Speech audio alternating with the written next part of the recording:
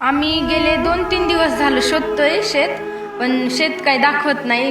जवळपास 1200-1300 मीटर लांब दाखवतंय लोकेशन. मग नेमकं शोधायचं कुठं शेत हा प्रश्न पडला. फक्त ही शासनाने जी करून ठेवलेलं आहे, ही पाणी तुम्ही करा, नुकसानीचे फोटो दाखवा आम्हाला.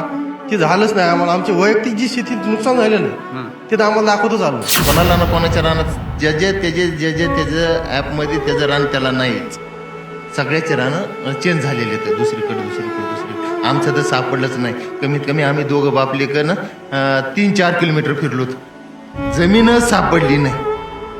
आणि ह्याच्यावर बी त्यांनी सांगितलं एक 30 तारखेनंतर जर नाही झाली तर आमच्याकडे अर्ज द्या, तर आमची ही पीक पाणी फिरत असताना अडचण आलेली आहे, त्यामुळं झालं नाही. मग आम्हाला 30 तारखेनंतर काय आदेश येतील त्याप्रमाणे आम्ही तुमची नोंद घेऊ. मराठवाड्यातल्या महापुरानं शेतकऱ्यावरती आसमानी संकट आणलंय.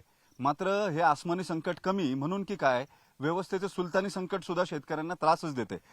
सगळे मंत्री आले, मुख्यमंत्री आले, उपमुख्यमंत्री आले आणि या सगळ्यांनी येऊन शेतकऱ्यांना धीर देऊन सांगितलं की लगेच तातडीनं पंचनामे करायला सुरुवात करू. मात्र प्रत्यक्षात ही नेते मंडळी निघून गेल्यावरती काय होतं जमिनीवरती, याची अनेक उदाहरणं समोर येत आहेत. आता प्रशासकीय यंत्रणेनं शेतकऱ्याच्या बांधावर जाण्यापेक्षा तातडीनं पंचनामे करण्यासाठी ई पीक पाहणी हे अक्षांश रेखांशवरती आधारित असलेलं ऍप्लिकेशन जे आहे ते शेतकऱ्यांना डाउनलोड करायला सांगितलं आणि त्याच्यावरून त्यांच्या पिकाची झालेली नुकसान जी आहे त्याचे फोटो पाठवले की पंचनामे केले जातील असं सांगितलंय. आता गंमत अशी झाली आहे, हे शेतकरी गेले 2 दिवस त्यांचं हरवलेलं शेत शोधतात.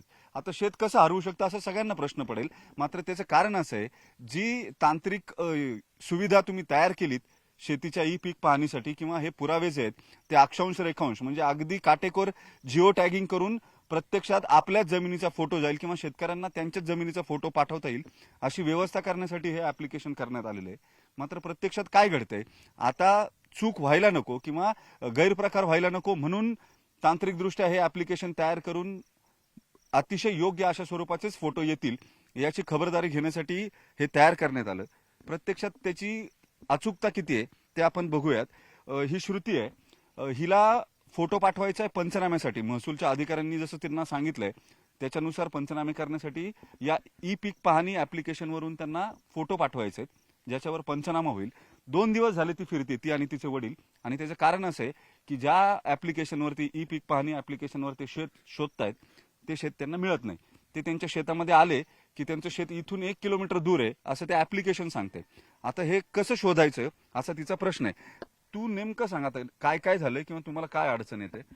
आम्ही गेले 2-3 दिवस झालं शोधतोय शेत, पण शेत काही दाखवत नाही.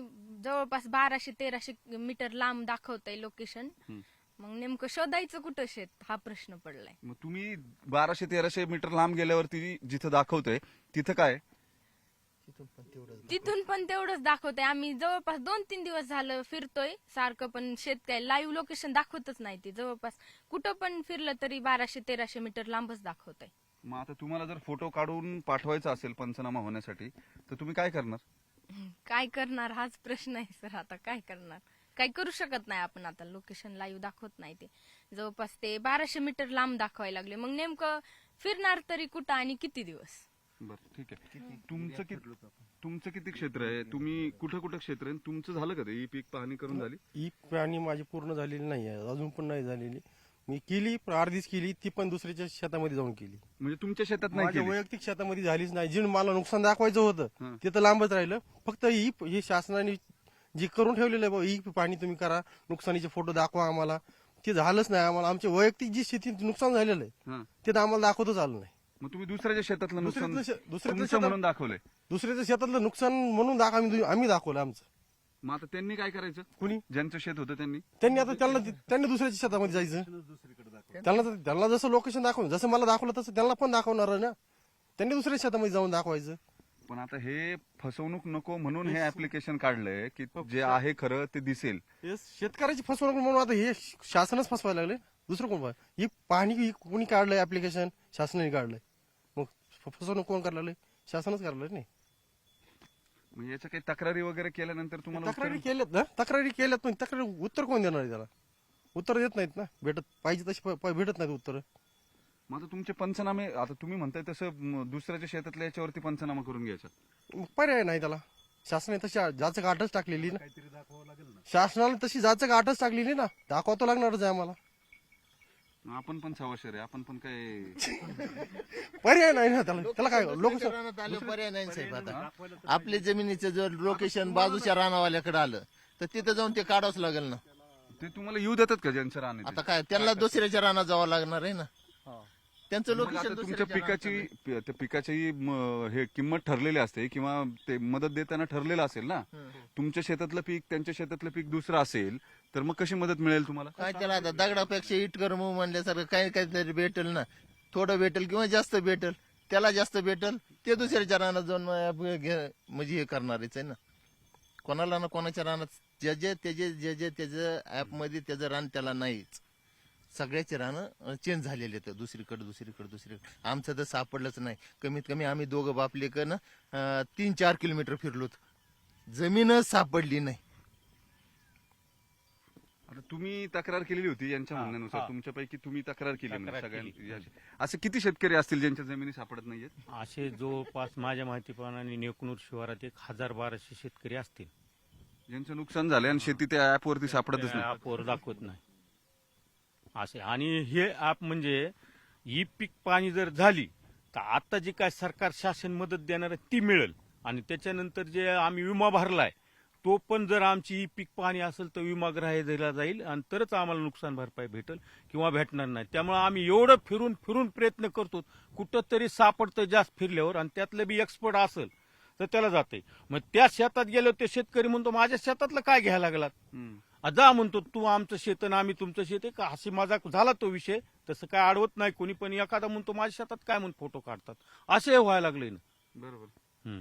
मग आता तुम्ही ह्या अधिकाऱ्यांना तक्रारी केल्यावरती तहसीलदार वगैरेकडे का जात नाही तुम्ही? त्यांच्या तहसीलदारकडे जायचं ना. आता आम्ही गिरदावरला दिलं तर ते म्हणले माझ्या लेवलचा प्रश्न नाही, ज्यांनी केले ते वरचं तुमचं ते कॉम्प्युटर होताना चुका झाल्यात त्या दुरुस्त करावं लागतील. मग मी म्हणलं तुमच्याकडे अर्ज दिला तुमच्या वरिष्ठाकडे द्या ना. नाही म्हणजे तुम्हीच जा आणि तुम्हीच द्या, असे उत्तर देते खालचे अधिकारी. मग जाऊ वरिष्ठाकडे बी जाऊ, तहसीलदारकडे जायचं आता. आणि ह्याच्यावर बी त्यांनी सांगितलंय 30 तारखेनंतर जर नाही झाली तर आमच्याकडे अर्ज द्या की आमची पीक पाणी करीत असताना अडचण आलेली आहे त्यामुळे झालं नाही. मग आम्हाला 30 तारखेनंतर काय आदेश येतील त्याप्रमाणे आम्ही तुमची नोंद करू, एवढी सहानुभूती दाखवली आहे आम्हाला तलाठी इतापे साहेबांनी. त्यांना फोन लावला होता. ज्या मदतीसाठी सुरू आहे ती मदत कधीपर्यंत मिळेल अशी अपेक्षा आहे तुम्हाला? मिळेल का मिळणार नाही?